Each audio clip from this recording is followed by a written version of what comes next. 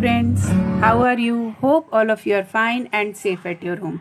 Students, today we will start our chapter number 5, Rulers and Buildings, means Shashak or Imartein, from our history book. Now here in figure 1 shows the first balcony of the Qutub Minar. Qutbuddin Aibak had this constructed around 1199. Notice the pattern created under the balcony by the small arches and geometrical designs. Now, can you see two bands of inscriptions under the balcony? These are in Arabic. Notice that the surface of the minar is curved and angular. Placing an inscription on such a surface required great precision. Only the most skilled craft persons could perform this task. Remember that very few buildings were made of stone or brick 800 years ago. Now, what would have been the impact of a building like the Qutub Minar on observers in the 13th century? Now, here students, you see in that picture, that चित्र जो picture 1 है उसमें कुतुब मीनार के जो सबसे पहला वाला छज्जा है वो दिखाया जा रहा है. तो कुतुबुद्दीन ऐबक ने लगभग 1199 में इसका निर्माण करवाया था.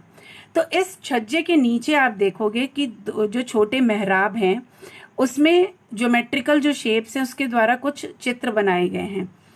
तो इनके नीचे दो पट्टियां दिखाई दे रही हैं इंस्क्रिप्शंस के नीचे. तो ये जो अभिलेख हैं वो अरबी में लिखे हुए हैं और इस मीनार का जो बाहरी हिस्सा है वो घुमावदार और कोणीय है जिसे हम एंगुलर और कर्व्ड कहते हैं. नाउ उस समय 800 साल वर्ष पहले जो इमारतें थी वही कुछ जो थी पत्थर और ईंटों से बनी होती थी. तो अगर 13th सेंचुरी की हम बात करेंगे तो कुतुब मीनार जैसी इमारत को देखने वालों पर क्या प्रभाव पड़ता था.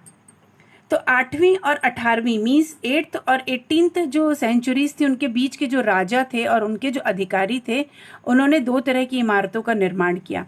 तो पहली तरह की इमारतों में जो सुरक्षित और संरक्षित थी और इस दुनिया में जो दूसरी दुनिया में आराम और विराम करने के लिए थी मीन्स सेफ प्रोटेक्टेड एंड ग्रैंडोसाइट places of rest in this world and the next. The second were the structures meant for public activity including temples, mosques, tanks, wells, caravanseries and bazaars. तो जो दूसरी श्रेणी थी उसमें मंदिर आते थे, मस्जिद, हौज, कुएं, सराय, बाजार जो जनता के उपयोग के लिए इमारतें थी. तो kings were accepted to care for their subjects and by making structures for their use and comfort rulers hoped to win their praise. तो राजाओं से ये ऐसा अपेक्षा की जाती थी कि वे अपनी प्रजा की देखभाल करेंगे और प्रजा के उपयोग और आराम के लिए इमारतों का निर्माण करवाकर राजा उनकी प्रेज मीन्स प्रशंसा पाने की आशा करते थे. और इस तरह के निर्माण जो होते थे वो व्यापारियों सहित अन्य व्यक्तियों के द्वारा भी किए जाते थे. वे मंदिरों, मस्जिदों और कुओं का निर्माण करवाते थे और घरेलू स्थापत्य व्यापारियों को विशाल हवेलियों अवशेष 18वीं शताब्दी से मिलने शुरू हो गए थे कि हवेलीज हुआ करती थी मर्चेंट्स की जो थे. Second topic is engineering skills and construction means अभियांत्रिकी कौशल तथा निर्माण कार्य. So monuments provide an insight into the technologies used for construction. Take something like a roof for example. We can make this by placing wooden beams or a slab of stones across 4 walls. But the task becomes difficult if we want to make a large room with an elaborate superstructure. This requires more sophisticated skills. कि अगर स्मारकों से हमें उनके निर्माण में जो शिल्प विज्ञान होता है जो टेक्नोलॉजी होती कंस्ट्रक्शंस की वो भी पता चलती है.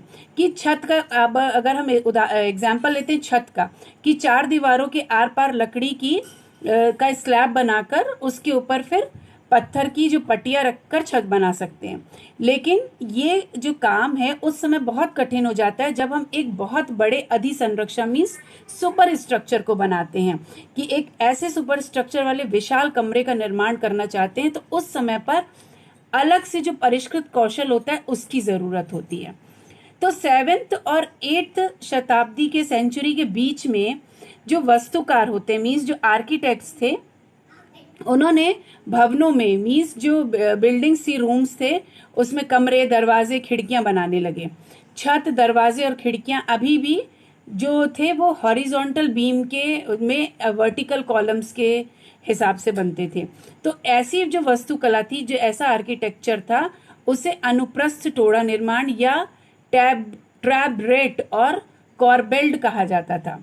तो between 8th and 13th century, the Trabant style was used in the construction of temples, mosques, tombs and in buildings attached to large steeped wells. कि 8वीं से 13वीं शताब्दी के बीच में मंदिरों, मस्जिदों, मकबरों तथा सीढ़ीदार जो कुएं, जिन्हें बावली कहा जाता है, से जुड़े जितने भी भवन थे, इस शैली का निर्माण हुआ था। यहाँ पिक्चर देखेंगे स्टूडेंट्स इनके आर्किटेक्चर का। Here the temple construction in the early 11th century, जो टेम्पल्स बनाए गए थे अर्ली 18th सेंचुरी में, ये उनका स्ट्रक्चर दिया हुआ है कि किस तरह से उन्हें बनाया गया था। कि यहाँ शिव की स्तुति में बनाया गया कंदरिया महादेव मंदिर का निर्माण जो है वो चंदेल राजवंश के राजा धंगदेव द्वारा 999 में किया गया था। फिगर नंबर 3B में देखेंगे कि मंदिर की योजना है कि एक बहुत ही ज्यादा अलंकृत जो दरवाजा है उससे प्रवेश होना है। उसमें महामंडप बना हुआ है जहां पर नृत्य का आयोजन किया जाता था, और जो प्रमुख देवता की मूर्ति है वो मुख्य मंदिर के गर्भगृह में रखी जाती थी। तो जो धार्मिक अनुष्ठान होते थे वो इसी जगह पर संपन्न किए जाते थे, जिसमें केवल राजा, उनके निकटतम परिवार तथा पुरोहित जो हैं वो एकत्रित होते थे। फिर फिगर नंबर 4 में आप देखेंगे कि ये जो चित्र है वो तंजवुर के राज राजेश्वर मंदिर का शिखर है। उस समय के जो मंदिरों में जो सबसे ऊंचा था। इसका निर्माण कार्य आसान नहीं था क्योंकि उन दिनों कोई भी क्रेन नहीं होती थी। तो जो इसका शिखर है, टॉप है, उसके शीर्ष पर 90 टन का पत्थर ले जाना इतना भारी होता था कि उसे व्यक्ति अपने आप उठाकर नहीं ले जा सकता था। इसलिए इस काम के लिए वास्तुकारों ने मंदिर के शीर्ष तक पहुंचने के लिए चढ़ाईदार रास्ता बनवाया था। अब two technological and stylish development are noticeable from the 12th century. कि 12th सेंचुरी में दो जो प्रौद्योगिकी एवं शैली संबंधी परिवर्तन दिखाई पड़ने लगे थे। तो पहला जो था दरवाजों और खिड़कियों के ऊपर की अधिरचना, जैसा कि आप यहाँ पिक्चर में देख रहे हैं। फिर जो मेहराब होते थे उसमें जो भार रहता था वो मेहराबों पर डाल दिया जाता था। तो वास्तुकला का यह जो रूप था उसे आर्क्यूएट कहा जाता है, आर्क्यूएट। तो फिगर 2A और 2B को फिगर 5A और 5B के साथ कंपेयर करने के लिए बोला। दूसरा, limestone cement was increasingly used in construction. निर्माण काल में चूना पत्थर और सीमेंट का जो प्रयोग था वो बढ़ गया था। ये बहुत हाई क्वालिटी का सीमेंट होती थी जिसमें पत्थर के टुकड़ों को मिलाने से कंक्रीट बनती थी। तो इसकी वजह से जो विशाल ढांचे होते थे उनके निर्माण में बहुत सरलता होती थी और तेजी से होने लगता था जो काम था। तो फिगर नंबर 6 में निर्माण स्थल पर एक नजर आप देख रहे हैं यहाँ पर किस तरह से निर्माण किया जा रहा है फिगर नंबर 6 में। Now after that buildings temples, mosque and tanks. मंदिरों, मस्जिदों और हौजों का निर्माण किस तरह से होता था। तो temples and mosques were beautifully constructed because they were places of worship. कि मंदिरों, मस्जिदों का निर्माण बहुत सुंदर तरीके से किया जाता था क्योंकि वे उपासना के स्थल थे, वहां पर लोग वर्शिप करने के लिए जाते थे। तो वे अपने संरक्षक की शक्ति, धन, वैभव तथा भक्ति भाव का भी प्रदर्शन करते थे। उदाहरण के लिए राज राजेश्वर मंदिर को लिया जा सकता है कि उनके जो इंस्क्रिप्शंस में मेंशन है, ये बात है, इसको मेंशन है कि इस मंदिर का निर्माण राजा राजदेव ने अपने देवता राज राजेश्वरम की उपासना हेतु किया था। तो इसमें यह ध्यान देना कि राजा और उसके देवता के नाम काफी मिलते जुलते हैं। तो राजा ने इस तरह का नाम इसलिए रखा क्योंकि ये जो नाम था वो मंगलकारी था और राजा स्वयं को ईश्वर के रूप में दिखाना चाहता था। तो ये धार्मिक अनुष्ठान के जरिए मंदिर में एक देवता दूसरे देवता का सम्मान करता है। मीन्स एक देवता राजा राजदेव और दूसरे देवता मतलब राज राजेश्वरम तो सभी जो विशाल लार्जेस्ट टेम्पल्स होते थे वो जब कंस्ट्रक्ट होते थे उनका निर्माण तो जो होता था राजाओं के द्वारा करवाया जाता था। तो मंदिर के लिए जो लघु देवता शासक के सहयोगी होते थे कि लेसर डाइटीज होती थी टेम्पल में, तो जो अपने उनके अधीनस्थ होते थे देवी देवता थे। तो ये जो मंदिर शासक और उसके सहयोगियों द्वारा शासित विश्व का एक लघु रूप ही था।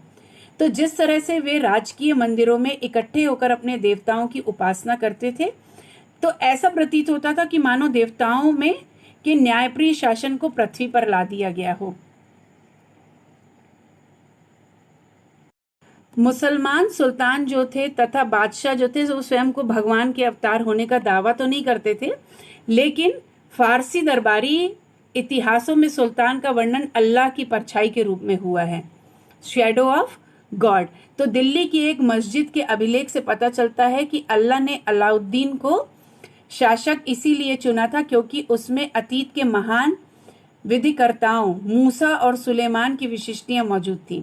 तो सबसे महान विधिकर्ता और वास्तुकार अल्लाह स्वयं था। तो इसने अव्यवस्था को दूर करके विश्व का सृजन किया तथा एक व्यवस्था को संतुलन कायम किया। मीन्स उन्होंने he created the world out of chaos and introduced order and symmetry. तो इस तरह से स्टूडेंट्स आप यहाँ तक रीड करेंगे और जो फाइंड करेंगे कि किस तरह से जो रूलर्स थे और उन्होंने जिन बिल्डिंग्स का निर्माण किया। इसके आगे का जो पोर्शन है वो हम नेक्स्ट वीडियो में समझेंगे।